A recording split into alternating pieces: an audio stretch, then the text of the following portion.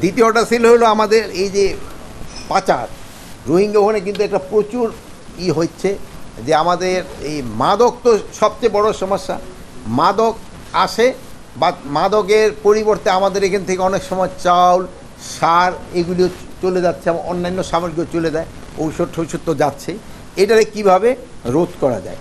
এই ইসের ক্ষেত্রে দেখা গেছে যে সারের ক্ষেত্রে আপনার এটা শুধু ওই কক্সবাজার বা চিটাগাঙে থেকে না, এডিবিয়ানে যে বরগুনা, পটুয়াখালী, ভোলা এইসব এলাকা থেকেও কিন্তু চাউল এবং সার চলে যায়।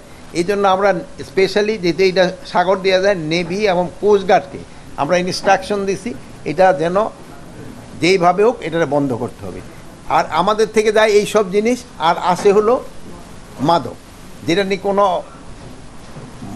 নাই, যেটা ক্ষতি ছাড়া ওটার কোনো লাভই নেই, শুধু ক্ষতি আর ক্ষতি। এটারে কীভাবে বন্ধ করা যায় এটা।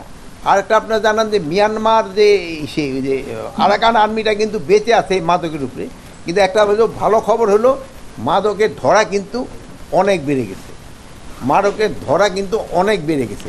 ওইটা আপনি একটা বুঝতে পারবেন, যে সময় ধরা বেশি যায় সে সময় দেখবেন যে আপনারা তো আরও এই খবর বেশি রাখেন আমার থেকে, সেরকম মাদকের দাম বেড়ে যায়। যে সময় ধরা বেশি হলে পাওয়া যায় কম, দাম বেড়ে যায়।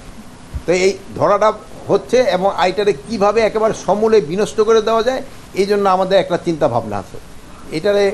আর আমাদের থেকে যেন কোনো অবস্থায় সার এবং এই চাউল যেন না যেতে পারে, এই জন্য সর্বাত্মক ব্যবস্থা আমরা নিব।